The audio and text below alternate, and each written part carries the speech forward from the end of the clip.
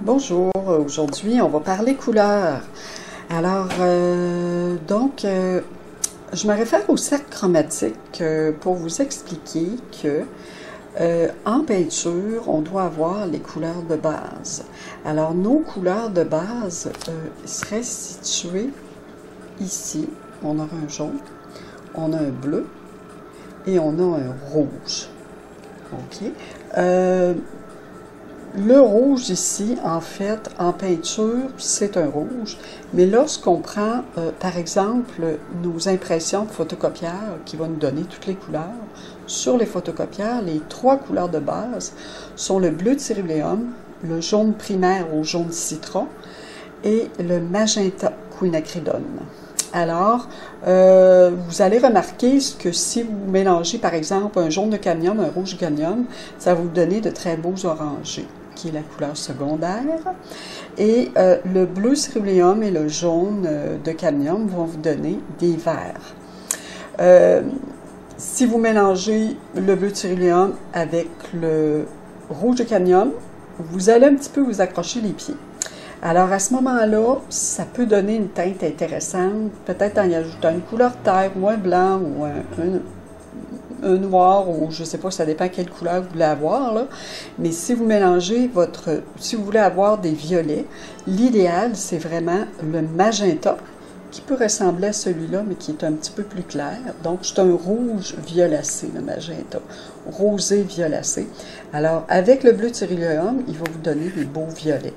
OK. Il y a d'autres combinaisons de couleurs aussi qui donnent de beaux violets. On en reparlera. Ce que je voulais vous expliquer aussi, c'est que, moi, quand je parle de couleurs, souvent, je me réfère toujours au même livre, à mon même livre traditionnel, à ma Bible, qui est en peinture, Les secrets de la peinture à l'huile. Je sais, c'est la peinture à l'huile, mais on aborde la couleur d'une façon tellement bien dans ce livre-là, que je vous conseillerais d'aller peut-être l'emprunter à la bibliothèque si vous ne l'achetez pas. Ces trucs et sa théorie dans ça, mon Dieu, attendez-moi. Donc, c'est David Lewis, l'auteur. Alors, je trouve que dans ce livre-là, c'est très base, donc c'est des explications de base, et je trouve que c'est ça s'adapte très bien à l'acrylique aussi. Alors, je vous le réfère quand même. Je vous le recommande. Donc, c'est ça. C'est qu'ici, on a, je vais prendre mes copies ici. Voilà. On donne la palette de base. OK? La palette de base. Donc, nos couleurs de base pour une palette, comme je vous disais, vous avez toujours le jaune citron, magenta, bleu céruléum. Ici, on a une palette plus élargie qui comprend des couleurs claires et d'autres couleurs, par exemple d'autres bleus ou d'autres rouges, d'autres verts, d'autres terres d'ombre brûlée qui peuvent faire une bonne base pour la peinture. OK? Donc ici, c'est sûr qu'on est en peinture à l'huile, on peut parler de couleurs pour des paysages, pour de la figure humaine, pour des natures mortes, etc. OK? Alors, on peut s'en servir pour l'abstrait aussi. Il n'y a pas de limite. Alors, nos couleurs de base, donc, on a le cramoisi d'alizarine. Là, on va faire des violets avec ça. OK, justement. Le rouge cadmium clair. On a le vermillon. On a le orange cadmium. Le jaune cadmium pâle. Le vert émeraude. Le vert phthalo. On a le vert permanent clair. Le bleu outre-mer. Le bleu phthalo, le bleu de cobalt, bleu céruléum, ocre jaune. On a le terre de sienne naturel, le terre de sienne brûlé, le terre d'ombre brûlé, le terre d'ombre naturel et le noir, ainsi que le blanc. Alors ça, c'est un exemple de palette de base. J'en ai d'autres aussi que je peux vous montrer un petit instant. OK. Ici, un autre exemple de palette de base. Une palette traditionnelle complète. OK? On a le jaune de cadmium clair, le jaune d'ocre, le rouge cadmium clair. Vous remarquerez que le jaune et le rouge, les cadmiums, sont beaux mélangés ensemble. Donc, ben, vous pouvez mélanger un cadmium, un jaune cadmium clair là, avec un magenta, il n'y a pas de problème. Mais souvent, les cadmiums sont encore plus beaux ensemble. Alors, jaune cadmium clair, jaune d'ocre, rouge cadmium clair, alizarine cranoisie, qui est notre rouge rosé qu'on doit avoir de base, mais qui est un petit peu plus foncé là, que le magenta quinacridone. On a le bleu ultramarine, le bleu céruléum, le vert émeraude et le terre d'ombre brûlé. Alors, je vous les nomme comme ça, mais je vais vous distribuer mes listes pour la couleur. Je vous enverrai ça par mail. Voilà. Alors, OK, on a vu notre palette de base. Ici, je dois vous dire que normalement, quand vous avez vos couleurs devant vous, il faut toujours vous rappeler que chaque couleur correspond à une valeur de gris. OK? Alors ici, on a le blanc. OK? Ici, j'ai mes différentes intensités de gris jusqu'au presque noir ici. Alors, on aurait comme un gris moyen là. Et le blanc. Alors, le blanc ne correspond à aucune couleur. Le blanc n'est pas une couleur. Notre noir, il serait ici. OK? On ne l'a pas ici sur l'illustration, mais il pourrait être ici. Donc, noir, blanc, c'est pas des couleurs. On n'a pas de couleurs. Le blanc, c'est comme si toutes les couleurs étaient présentes. Et le noir, c'est comme si... Le blanc, c'est comme si toutes les couleurs étaient absentes. Et le noir, comme si toutes les couleurs étaient présentes. Alors, si on mélange toutes les couleurs ensemble, on va obtenir un noir. Le blanc, pas de couleur, absence de... complète lumière, absence de couleur. OK? Ici, bon, si on prend notre gris, ici, qui est légèrement teinté, donc le gris a été fait à l'aide de noir, donc c'est noir-blanc, on aurait notre jaune citron cadmium qui est dans des couleurs plus claires qui correspond à ça. Alors, lorsqu'on peint, on veut donner de la lumière, ajouter du jaune citron dans du blanc, c'est une très bonne idée. Ici, on a un gris un peu plus foncé qui pourrait correspondre à notre orange cadmium, donc un orangé cadmium qu'on pourrait faire à l'aide de jaune avec un peu de rouge cadmium dedans. Ici, le jaune cadmium est un petit peu plus clair que le orange cadmium en tant que valeur de gris. OK? Et il est aussi plus foncé que notre jaune citron, comparativement, si on compare avec la valeur de gris, ici. Il est entre les deux, s'il vous plaît. Ici, notre gris un peu plus foncé correspondrait à un bleu céruléum qu'on a ici.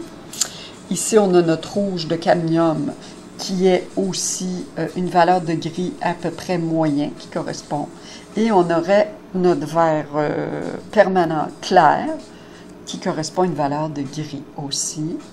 Et entre nos deux gris ici, on a une autre couleur qui est l'ocre jaune, qui est une couleur terre.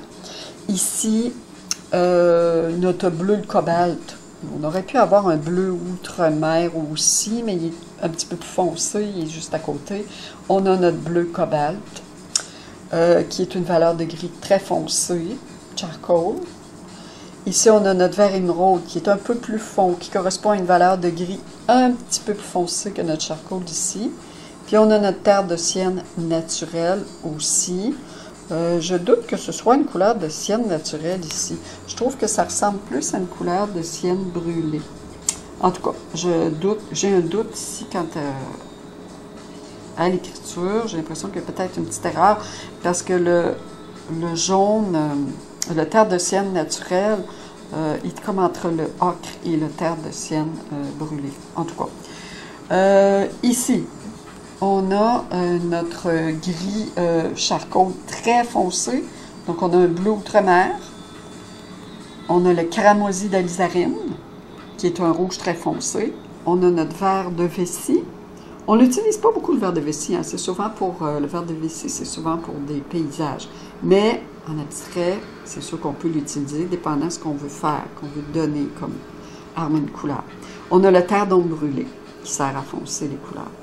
Donc, chacune des couleurs qu'on a correspond à une valeur de gris. D'accord? Voilà. Ensuite, un petit moment. Bon, ici, on a un livre intéressant sur la couleur de Johannes Itten. Johannes Steaton qui a écrit le livre Art de la couleur. Ça, c'est l'édition abrégée. Donc, c'est quelqu'un qui a créé, si vous voulez, une théorie fondamentale de base qui est universelle, dont beaucoup d'artistes se sont servis. C'était un professeur au Bauhaus. Disons que c'est sûr que j'ai l'édition abrégée, mais si vous voulez, parce qu'il y a un gros livre, il y a beaucoup de choses là-dedans sur la couleur. Alors, moi, j'ai l'édition abrégée que j'ai achetée. Et puis, c'est comme une bible de base, si vous voulez, là, un livre de base auquel je me réfère.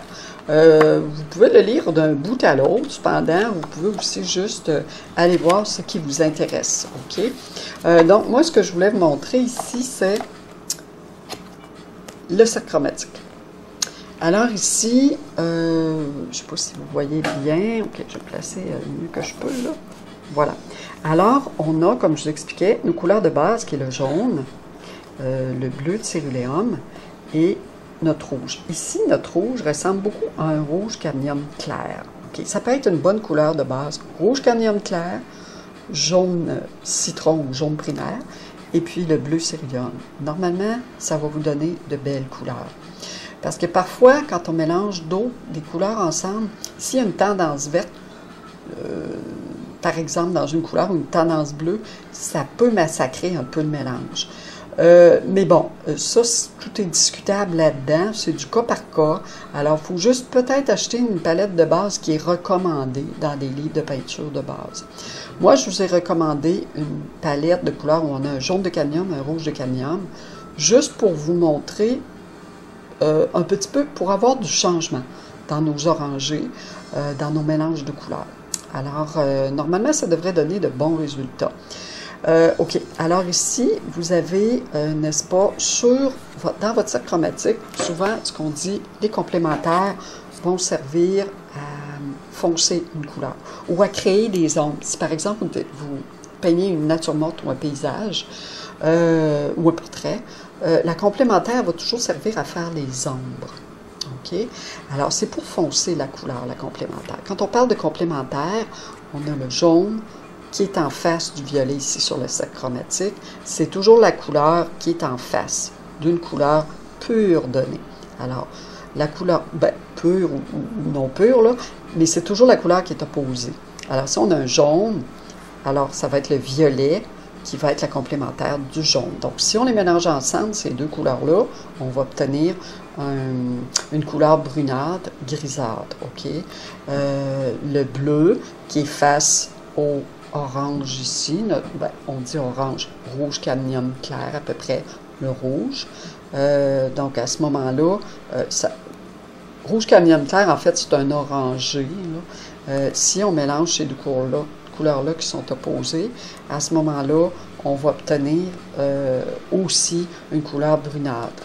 Si on mélange, par exemple, l'orangé qui est ici, avec mon bleu ici, ça aussi, ça va nous donner deux complémentaires, OK?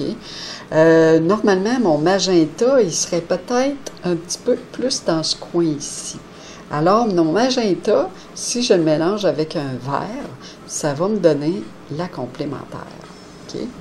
Alors, si je prends mes trois coups, alors, complémentaire. Pour trouver la complémentaire, petit truc de base. Vous avez le jaune, le magenta, le bleu céruléum. Si vous voulez trouver la complémentaire du jaune, qu'est-ce qui vous reste comme couleur? Magenta et bleu. Si vous mélangez ces deux couleurs ensemble, ça va vous donner violet. Alors, ça, c'est votre complémentaire. Vous voulez trouver la complémentaire du bleu céruléum. Alors, qu'est-ce qui vous reste comme une couleur? Le rouge et le jaune. Si vous mélangez votre rouge et votre jaune, alors à ce moment-là, vous allez obtenir la couleur orangée en face. OK? Donc, ça, c'est votre complémentaire pour le bleu céruléum. Ensuite, si vous avez le rouge, vous trouvez la complémentaire du rouge, qu'est-ce qui vous reste comme couleur? Le bleu céru et le jaune. Alors, si vous mélangez ces deux couleurs-là, vous allez avoir un vert. Donc, la complémentaire du rouge et le vert. OK? Petit truc. Bon, que ce soit en peinture ou en dessin, il faut toujours tenir compte des valeurs de gris pour composer notre objet ou notre peinture abstraite. parce que cela va nous donner le modelé d'un objet. Quand on parle de modeler, on parle d'une forme pour laquelle on va pouvoir apprécier les valeurs d'ombre et de lumière, okay? Ce qui va donner un volume à la forme. Alors, les valeurs de gris vont aussi donner le côté de la profondeur, okay? L'aspect de la profondeur, là, donc le fond de l'objet. Okay? Alors, c'est ce qui permet d'avoir une profondeur. En peinture, c'est la même chose. Ici, on est en dessin, donc on a juste des valeurs de gris. Okay? En peinture, c'est la même chose. Vous savez, tantôt, quand je vous parlais de nos valeurs de gris qui correspondaient à nos couleurs, nos différentes couleurs, alors en dessin, en peinture, en dessin ou en peinture, c'est la même chose. Alors ici, nos différentes valeurs de couleurs, ils vont correspondre à l'établissement de nos gris qu'on a fait ici. D'accord? Alors ça, c'est des choses qu'on va voir au cours, surtout dans nos peintures abstraites, lorsqu'on va vouloir faire intervenir un peu de profondeur. Donc, quand on parle de peinture abstraite, souvent, ce qu'on va considérer en peinture abstraite, c'est l'aspect de la lumière. Moi, je travaille beaucoup là-dessus avec mes élèves.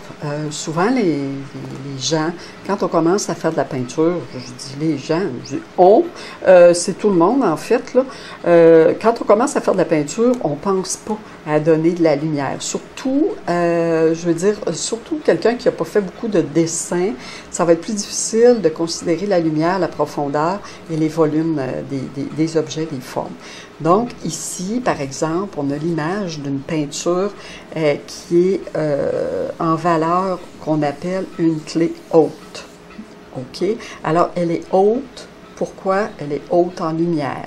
Donc, plus la couleur est haute en lumière, c'est-à-dire, comme je vous disais, valeur de lumière jaune, c'est haut comme lumière. OK? On a, ça correspond à une valeur de gris très, très claire. Donc, on a une peinture qui est haute en lumière. Si on a une peinture qui est basse en lumière, à ce moment-là, on va avoir des valeurs foncées. Donc, la dominante, c'est des valeurs qui sont plus foncées, qui correspondent, voyez-vous, ici, comme on avait dit, au bleu, au rouge, au violet, là, dans des valeurs de gris plus foncées. Dans le livre de Johanna Seton, on donne des accords, des accords de couleurs harmonieux. OK? Donc, ces accords de couleurs-là, ces accords de couleurs-là viennent de combinaisons. Par exemple, si je prends le jaune, mon bleu-violet ici, qui est légèrement violacé, très, très légèrement, et qu'on prend le cramoisi ici, qui ressemble beaucoup au cramoisi d'alizarine, qui est presque violet, combiné avec le jaune, est considéré comme une combinaison qui est harmonieuse. Donc, ça se trouve à être la triade ici. Ils appellent ça une triade de couleurs. Si on combine ces trois couleurs-là pour faire notre peinture, peut-être plus le blanc et le noir, admettons, là, on va avoir une combinaison qui est harmonieuse. Même chose, si on prend notre bleu de scirue, on le combine avec cette couleur-là, et on combine avec ces couleurs-là, on va avoir une palette harmonieuse aussi, etc. On peut faire le tour du cadran comme ça. Ça, je vous donnerai une liste de toutes les couleurs. J'ai fait la liste ici. Donc, exemple d'accords de 3 couleurs. Parce qu'il y a des accords de 2 couleurs, il y a des accords de 3, de 4 couleurs. Alors, on aurait un jaune, bleu, violet, rouge, violet. Une autre combinaison de 3 couleurs, jaune, vert, violet, rouge, un vert, un rouge-violet, un rouge-orangé, ou bleu-vert, rouge-orange, etc. Alors, je pourrais vous donner cette copie-là. J'ai fait beaucoup j'ai tout un ramassis de documents que j'ai pigés dans toutes sortes de livres théoriques. Alors, j'en ai une quantité, j'en ai plusieurs. Alors, je pourrais vous en envoyer par le mail. Bon, OK. Ici, j'ai la charte de Triard. C'est pour l'acrylique haute viscosité. J'ai eu ça, par l'entremise d'un représentant, à un moment donné, que j'ai rencontré, ça fait très longtemps. Très longtemps, pas vraiment très longtemps, là, parce que Triard, c'est quand même assez récent. Mais j'ai eu le privilège d'en avoir une. Alors, voilà. Donc, on a tous nos jaunes ici, on a nos rouges, on a nos bleus, on tombe dans les verts et on arrive aux terres. Alors, ce que je voulais vous dire, c'est que nos couleurs terres, il y a certaines couleurs qui sont transparentes. Voyez-vous la ligne noire? Si on regarde mon Dieu, si on regarde par exemple, ça c'est l'oxyde rouge transparent, qui est une couleur terre. Alors, voyez-vous, la ligne noire nous permet d'apprécier la transparence de la couleur. Si je le compare à l'ocre jaune, on ne voit pas la ligne noire à travers. Ça veut dire que la couleur est transparente. Quand on parle de couleur transparente, c'est ça qu'on veut dire. Normalement, sur votre tube de couleur que vous achetez, normalement, vous l'avez, surtout pour des couleurs de qualité professionnelle. Tandis que quand vous avez des tubes de couleur, par exemple, je ne sais pas moi, dans le PBO, je ne sais pas s'il donne, mais l'acrylique Amsterdam, là, vous n'aurez pas ça, OK? Certaines acryliques de serre vont pouvoir le donner. Juste surveiller sur le tube, c'est écrit, OK? Alors, bon, souvent, c'est un petit cercle du genre comme ça, opaque, c'est-à-dire des fois, c'est un cercle qui est plus ou moins noirci. Ici, triard, on le voit bien, opaque O, transparent T. Alors, vous savez si la couleur est transparente ou opaque. Mais quand on connaît nos couleurs, ben on peut voir, on peut distinguer, sans aller voir sur le tube, si la couleur est transparente ou pas, ou plus ou moins, en principe. Si j'ai un jaune, normalement, les jaunes ne sont pas si opaques que ça, OK? J'ai un jaune primaire ici. Ce n'est pas une couleur opaque. OK. Si j'ai un jaune cadmium, le jaune cadmium, tous les cadmiums sont plus opaques. Alors, on ne voit pas beaucoup le noir derrière, dans le fond. Jaune arylide clair. OK, je ne connais pas cette couleur-là. C'est une couleur transparente. On a un cadmium, un jaune de cadmium. Voyez-vous comme elle est plus opaque que celle-là. Dans les rouges, c'est la même chose. Bon, ici, on a un rouge permanent, attendez-moi là, rouge permanent transparent. Alors, la couleur le dit, il est transparent. À part ça, on aurait dans les bleus, par exemple, si on va voir au niveau des bleus ici, le bleu ultramarine, bleu outre-mer est transparent en principe. Le bleu de Prusse aussi le serait, bleu phthalo, c'est-à-dire, on a un bleu de cobalt. Les cobaltes sont toujours plus opaques. Si vous avez, par exemple, un violet dioxazine, il va être transparent. Si vous avez un violet de cobalt, rappelez-vous qu'il va être opaque.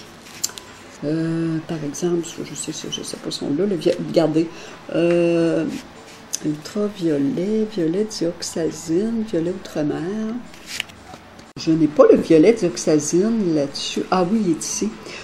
Ici, c'est parce que le violet dioxazine, il est très foncé, mais la barre noire, méfiez-vous, on ne la voit pas, mais le violet dioxazine, moi j'en ai un tube dans le Golden, puis le dioxazine, normalement, il est transparent. OK? OK, on a une couleur intéressante aussi, le rouge oxyde. Tous les oxydes, moi j'aime beaucoup les oxydes. Oxyde rouge, très intéressant. On a l'oxyde de fer aussi qui est intéressant. Oxyde or transparent, je crois que dans Triard, voyons, je ne me trouve plus. Ici, oxyde or transparent. Alors, ça ressemble à l'oxyde de fer, OK, dans Golden.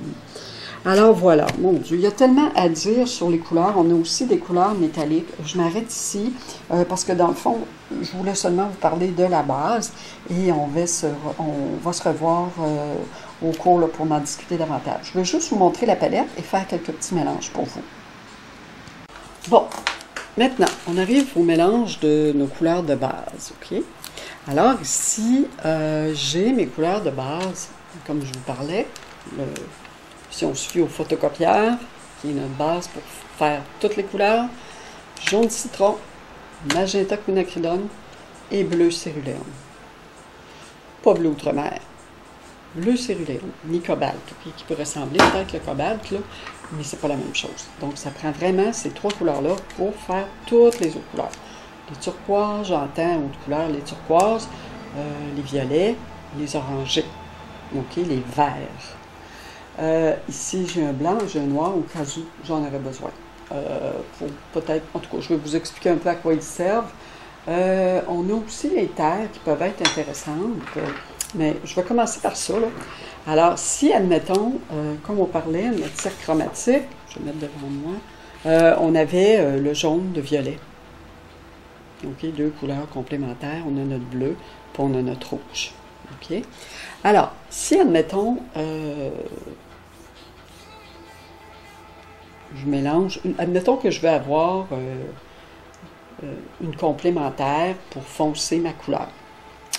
À ce moment-là, il faut que je trouve la complémentaire de ces couleurs-là. Si j'ai mon jaune, quelle couleur qui me reste? Il me reste le magenta et le bleu. Donc, ma complémentaire, c'est le violet. Oh, j'ai toujours un petit chiffon pour essuyer ma palette. OK. Oups. Je vais juste tasser un petit peu pour que vous voyez bien. Voilà. Alors, il me faut un peu de cérule et du magenta. Alors, un peu de cérule, un peu de magenta. Je vais faire mon violet. C'est sûr que si je prends un violet pur, je rajoute un peu de bleu, là. C'est sûr que si je prends un violet pur, ah, la couleur est belle. À ce moment-là, je vais arriver à peu près au même résultat, là. Si je prends le violet dioxazine, il va être très fort, très transparent. Tandis que là, mon violet que j'ai composé avec mon cérule, puis avec mon magenta est transparent, mon cérule est plus opaque, ça me donne un violet qui est opaque. Et quand je le mélange au jaune, alors ça me donne une couleur brunâtre. Plus je vais faire entrer du violet dans mon jaune, et plus ma couleur va virer au brun, un brun qui va être assez... Regardez comme c'est beau, ça fait une belle coupe. Alors, surtout dans les peintures anciennes, on voit ça, tout ce qui était ombre était peint avec les deux compléments, à l'aide des deux complémentaires. OK? Bon, OK. Il y a une chose que je dois vous dire. Regardez ici la couleur qu'on a faite.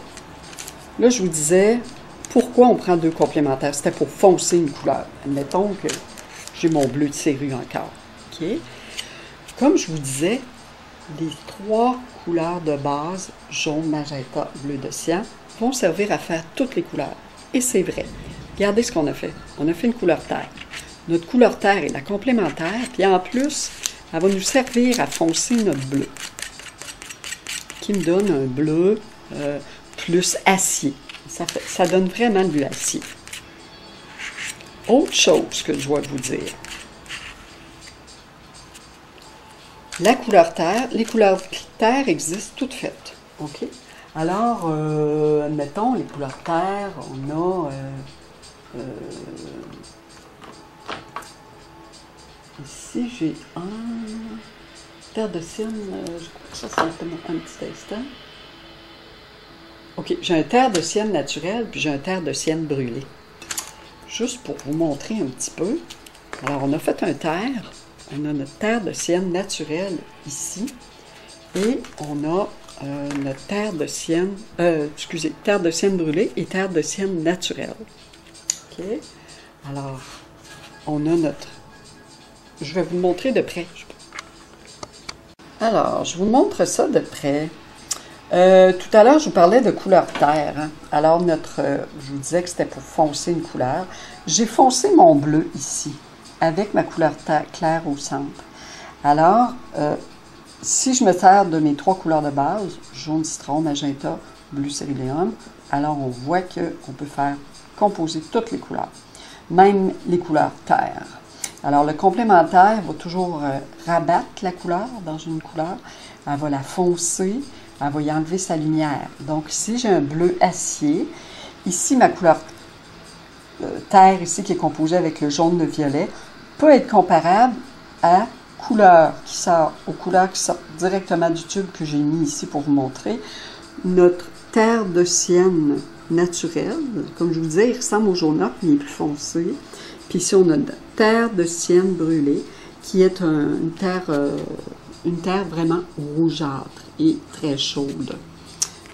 Surtout si je la compare à notre terre d'ombre brûlée. Alors, quand on va mélanger nos complémentaires, on va peut-être retrouver la couleur terre d'ombre brûlée ou terre d'ombre naturelle. Donc, terre d'ombre brûlée est un peu plus lumineux que terre d'ombre naturelle, une terre d'ombre tout court, là, parce qu'il y a du rouge dedans, tout comme le terre de sienne brûlée. Alors, quand vous avez brûlé, ça veut dire que la couleur, il y a un peu de rouge dedans. D'accord? Voilà. Alors, on va passer à la complémentaire de notre magenta. Alors, si j'ai mon magenta, mon petit chiffon, à chaque fois que j'ai su mon couteau, ça me permet d'avoir une couleur propre que je vais prendre. OK. Alors, le magenta, c'est-à-dire le rouge. Quelle couleur qui me reste? Il me reste le jaune, il me reste le bleu. Le jaune et le bleu mélangés ensemble, ça va me donner un vert. Donc, la complémentaire du magenta, c'est le vert. Alors, à ce moment-là, j'ai mon magenta, je prends mon jaune, je prends mon bleu serrure, je vais les mélanger. Ça me donne un beau vert. Regardez comme il est beau le vert. Les cadmiums font vraiment des belles couleurs. Hein? C'est vraiment beau. Sont éclatantes, sont brillantes, vivifiantes, fraîches. Alors, si je mélange mon magenta et que je mélange un peu de mon vert, plus ou moins vert, plus ou moins magenta, je peux doser comme je veux. Okay, à ce moment-là, mon magenta, vous remarquez, il est très fort. Je vais rajouter du vert, je vais l'éteindre. Alors, il va devenir... Donc, ça donne des couleurs verdâtres. Gris verdâtre. Si je mélange magenta et vert, j'ai du gris verdâtre.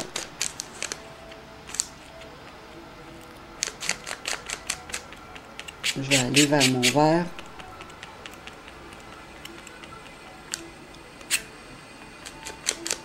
Voilà, ça me donne...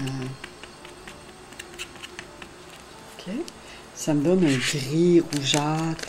C'est très beau, hein? La couleur est rabattue, tout simplement. On y enlève sa lumière, donc elle s'approche des terres. OK. Si j'avais eu un rouge de cadmium, ça aurait été différent.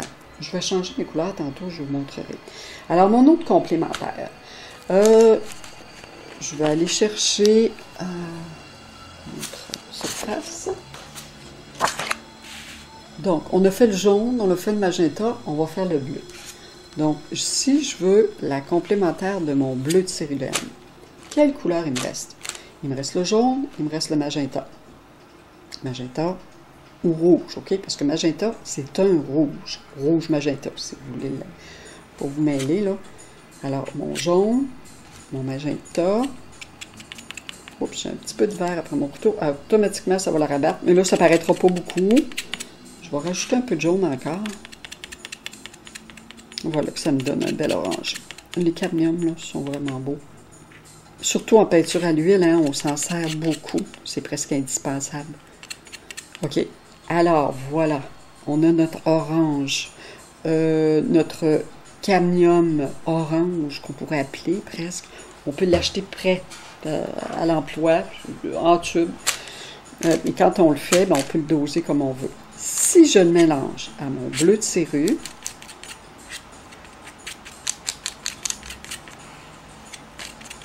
alors voilà ce que ça donne. Je vais vous montrer les couleurs de près. Je n'ai pas montré tout à l'heure. Je vais vous montrer cette couleur-là. Oh, c'est vraiment beau. L'orange et bleu est vraiment beau. Moi, c'est deux couleurs que j'ai déjà mélangées à quelques reprises dans mes ciels à l'huile et aussi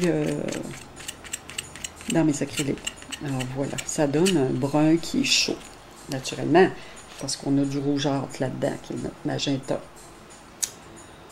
OK, alors notre deux complémentaires ensemble, le mélange me permet d'avoir une couleur terre. OK? Alors, l'orangé complémentaire au bleu, ce qui me permet de foncer ma couleur. Si je prends mon bleu, j'ajoute mon terre, alors mon bleu va tourner au verdâtre acier. ici, je vais vous montrer l'autre aussi qu'on avait fait. Admettons que j'ai mon magenta. Ben ici, c'était clair aussi. J'ai mon magenta. J'y ajoute mon terre. Parce que j'ai ma transition aussi. Du magenta vers le couleur terre. Le magenta rabattu, on le voit ici, on le voit bien. Là. Mais je vais vous le remontrer. Si, admettons, je prends ma couleur terre, puis je la mets dans mon magenta. Alors, il est plus foncé que si je... Ici, là. Il est plus foncé qu'ici, là. On le voit bien quand même, là. Je vais en mettre un peu plus, ça soit un peu plus évident. Voilà, on le voit bien, là, ici. Il est déjà plus foncé. Voilà. Je vais vous montrer ces deux surfaces-là de près. Alors ici, on a notre magenta d'origine, mélangé à mon vert qu'on a fait avec le céru et le bleu céruléum et le jaune primaire. Ici, ça me donne une couleur terre, une couleur, pas terre, mais plus gris verdâtre, okay, qu'on la retrouve ici. Ici, j'ai déposé mon vert dans mon rouge magenta, qui me donne un rouge beaucoup plus foncé. Je m'excuse pour la lumière. Voilà, mon rouge est un peu plus foncé ici. Donc, belle combinaison. Dans les peintures des maîtres, on envoie des mélanges comme ça. Si vous regardez les impressionnistes ou d'autres anciens mouvements de peinture à l'huile traditionnelle, les peintres anciens, là, vous allez voir des mélanges comme ça. Après ça, on a fait juste après notre bleu céruléum. On a trouvé sa complémentaire qui est l'orangé. On a mélangé les deux. On a retrouvé une espèce de bleu vert acier. Donc, bleu vert acier qui sert à foncer ma couleur. J'ai foncé ma couleur avec cette couleur-là qui résulte de mes deux complémentaires dans mon bleu céru, qui m'a donné un beau bleu très foncé qu'on voit ici. Alors, c'est subtil comme mélange, surtout avec les complémentaires. Mais ça revient au même, ou presque, d'utiliser des couleurs terre. Ça vous sauve du temps pour faire vos ombres, pour foncer une couleur. Alors moi, c'est pour ça que j'utilise, comme je vous parlais, là, mon terre de sienne ici, là, brûlé. Parce qu'il est très beau, quand il sort du tube, on le voit tout de suite, là, il est rougeâtre, il est chaud. Alors, si vous ombrez une couleur avec ça, vous la foncez, votre couleur, vous allez avoir une couleur qui va rester, au fond, chaude. Ici, on a sienne de terre, terre de sienne naturelle. Bon, terre de sienne naturelle, tout comme le jaune ocre, sont plus opaques. Et c'est des couleurs qu'on peut mélanger aux autres couleurs. Même le jaune d'ocre pourrait être mélangé au violet. Il va nous donner un très beau mélange de couleur terre. OK? Il va nous donner couleur terre aussi. Mais bon, si on a une terre de sienne naturelle, à ce moment-là, on va avoir une belle, aussi un beau mélange, mais il ne sera pas chaud. Parce qu'il n'est pas aussi chaud, il n'y a pas de rouge dedans que le terre de sienne naturelle. Donc, mon blanc, mon noir peut me servir à foncer couleur. On va regarder ça. Foncer ou éclaircir la couleur, pardon. Bon, alors, si on veut foncer une couleur, on peut utiliser aussi le noir. Mais attention, le noir est très fort. Alors, si je prends, par exemple, mon bleu de série que j'avais, et que j'y ajoute du noir. J'en mets pas beaucoup, hein. Si j'ajoute du noir ici, et que je mélange ça, vous voyez que c'est tellement fort que ça a viré presque au noir, automatique, au charcoal. Ça donne un charcoal finalement. Je mets un peu plus de bleu, alors à ce moment-là, ma teinte de bleu est très belle aussi. Alors, c'est très beau, là. En acrylique, le noir plus une couleur, c'est très beau aussi. J'ai un beau bleu, assez lumineux quand même. Le noir de carbone va être très beau dans les mélanges. Hein? Le noir de carbone, c'est un noir qui est à conseiller en acrylique. Je pense que vous l'avez chez Omer de Serre dans la marque Omer de Serre, le noir de carbone, qui se vend en gros pot. Vous pouvez vous acheter un gros pot de chez Omer de Serre, là, de noir de carbone et de blanc, blanc titane. Sauf que le blanc titane est très opaque. Si vous voulez avoir des couleurs dans les mélanges qui soient moins opaques, plus transparentes, plus, comment je pourrais vous dire, moins crayeuses, alors à ce moment-là, vous choisissez un blanc de zinc. Le blanc de zinc est transparent, il convient bien au mélange. Tandis que le blanc de titane, il va étouffer la couleur. Il va donner tellement de lumière. Il y avait un peu de bruit, j'ai arrêté un petit peu. Il y a des travaux ici. Bon, alors, si je prends mon bleu de céruléum, ou ça pourrait être une autre couleur, là.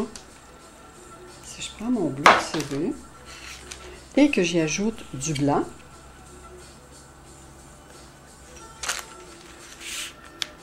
à ce moment-là, donc comme je vous disais, là, elle va étouffer ma couleur. Elle va y enlever sa qualité de bleu. On va y donner un côté pastel. OK? Alors, c'est du bleu, les couleurs qui sont pastelisées, qui sont crayeuses, OK? Quand on ajoute le blanc. Alors, voilà pour notre bleu. On va passer au magenta. Bon, si j'ai mon magenta, si je lui ajoute mon blanc, donc je prends le magenta, je le mets dans le blanc. Alors, je vais dans des teintes rosées.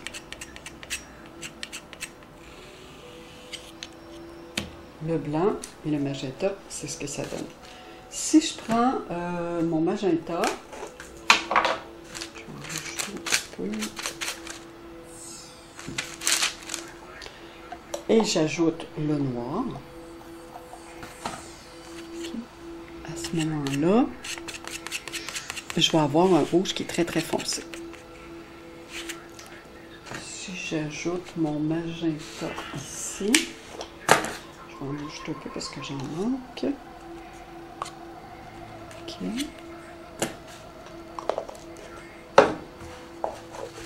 Alors j'ajoute du magenta dans mon noir. C'est-à-dire, c'est mieux de prendre votre noir et de le mettre dans le magenta, hein, sinon vous allez l'étouffer carrément.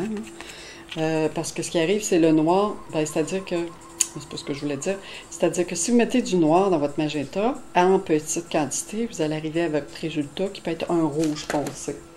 Tandis que si vous mettez votre noir dans votre magenta, dans le noir, ben là, ça va vous prendre du temps avant d'avoir un rouge foncé, okay? Parce que le noir étant très fort, je suis obligée de rajouter du magenta. Okay? C'est pour ça que je vous dis attention, même moi, c'est rare que je teinte avec le noir, ça peut m'arriver.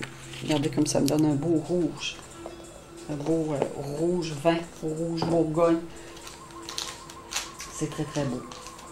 Bon, ici, alors, on a fait un magenta. Avec le blanc, magenta avec le noir, on a fait notre bleu, alors il nous resterait notre jaune. Vous allez voir que ça, c'est très fort, combinaison. Alors j'ai mon jaune. Mon jaune ici, si je lui ajoute du noir, très peu, hein, on va mettre ici. Bon, j'en avais déjà après mon couteau, on voit tout de suite. J'avais un peu de magenta aussi. Bon, ça, admettons mon noir. Là, ça me donne donner des verts gris.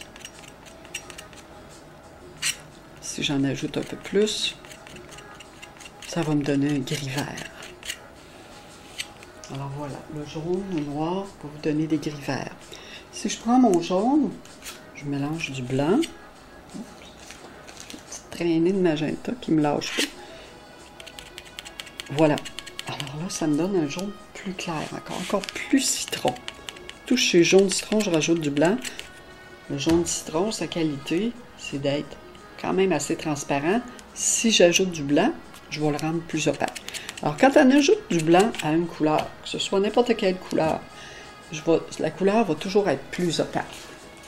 Vous voyez? Ici, mon rose est opaque, comparativement à mon magenta d'origine, qui était très transparent.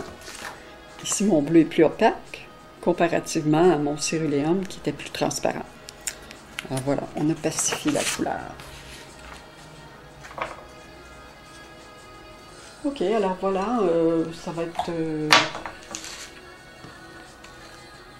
pour aujourd'hui ce qui va finaliser notre vidéo sur la couleur. On en fera d'autres. Alors voilà, c'est au moins la base là, pour vous permettre de rentrer dans le sujet. Alors, on se retrouve pour autre chose. Merci.